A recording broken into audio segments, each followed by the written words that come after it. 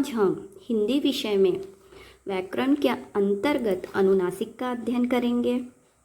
अनुनासिक, अनुस्वार मतलब बिंदु और अनुनासिक मतलब चंद्र बिंदु।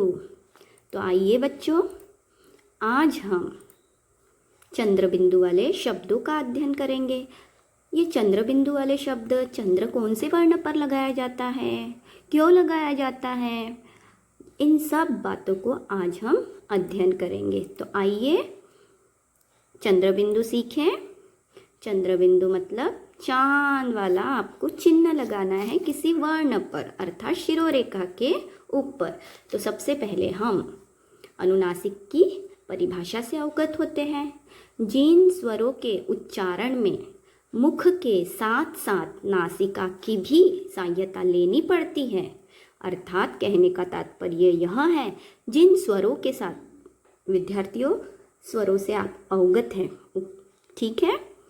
जिन स्वरों का उच्चारण मुख अर्थात मुंह और नासिका मतलब नाक दोनों से किया जाता है, वे अनुनासिक कहलाते हैं।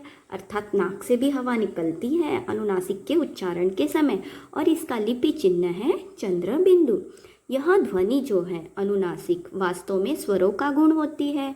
कहने का तात्पर्य अ, आ, ऊ तथा री स्वर वाले शब्दों में अनुनासिक लगता है। जैसे कुआ, आप देखिए आ के ऊपर आ की मात्रा है, उसके ऊपर लगा है चांद। यहाँ पर भी देखिए आ की मात्रा के ऊपर चंद्र बिंदु लगा है। अंधेरा, ऐसे अनेक शब्द आते हैं कि जिन पर चंद्र बिंदु लगाया जाता है। लेकिन जब कुआं, चांद, अंधेरा, इन शब्दों का जब हम उच्चारण करते हैं तो आप अपनी जो हथेली है ना बेटा, उस हथेली को अपने नाक और मुंह के पास रखिए और कुआं उच्चारण कीजिए। आपको अनुभव होगा कि जब हम कुआं, चांद, अंधेरा, गांव, माह, तो मुंह से भी हवा निकलती है और नाक से भी हवा निकलती है, और वो हवा जो है हमारे हथेली को स्पर्श होती है। ये आप अवश्य करके देखो बच्चों। आगे चंद्र बिंदु उदाहरण के लिए, ठीक है, हंसिया का अर्थ होगा हंसना, ठीक है, हंसते हो ना आप। लेकिन इस हंस के ऊपर चंद्र बिंदु लगा है, अर्थात इसका अर्थ हो जाता है हंसना।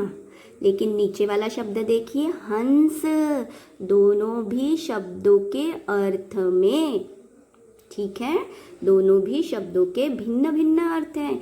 यहाँ पे हंस का अर्थ होगा हंसना, और यहाँ पे हंस अर्थात एक पक्षी है, हंस पक्षी। समझ रहा ना बेटा। अगर हम सही जगह पर अनुस्वार या अनुनासिक चिन्हों का प्रयोग नहीं करते हैं तो शब्दों का अर्थ भली भांति हमें उन शब्दों का अर्थ का बोध नहीं होता है। इसलिए हमें चंद्र बिंदु और बिंदु का सोच समझकर प्रयोग करना चाहिए। जैसे उदाहरण के लिए आपके सामने है हंस, इसका अर्थ हंसना। अगर हम चंद्र बिंदु लगाते हैं तो उसका अर्थ हो जाएगा हंसना, लेकिन अगर हम अनुस्वार लगाते हैं तो उसका अर्थ हो जाएगा एक पक्षी है, हंस। समझ में आ रहा है बच्चों आपको। आगे अब हम कुछ उदाहरण देखेंगे।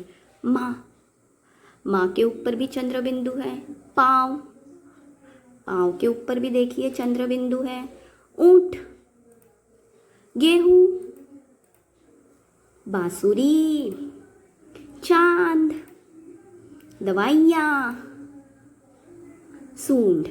जब भी चंद्र बिंदु वाले शब्दों का हम उच्चारण करते हैं तो हमारी हथेली को अपने मुंह और नाक के पास ऐसी रखिए और इन शब्दों का आप उच्चारण कीजिए। आपको अनुभव होगा कि इन शब्दों के उच्चारण में मुख से भी हवा बाहर आती है और नाक से भी हवा बाहर आती है, और वह आपके हथेली को स्पर्श हो रही है। आगे सांप, आँख, दांत। बच्चों ये थे अनुनासिक वाले शब्द जिनसे अब हम परिचित हुए हैं, और ऐसे कुछ शब्दों से परिचित होते हैं। चांद, बांस, कांच, गांठ, मुँह, बूंद, सूंड, खूंटा, भंवरा, हंसना, लांघना, झांकना, दांत, बांसुरी, पाँच, अंगूठी, आँचल।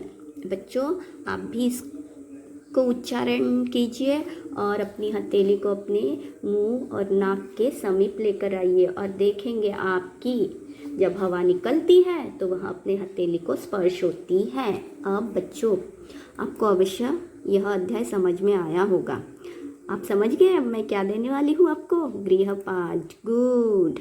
आपके घर में जो वस्तुएं हैं और जिन वस्तुओं के नाम में अनुनासिक लगता है उसे आप लिखेंगे।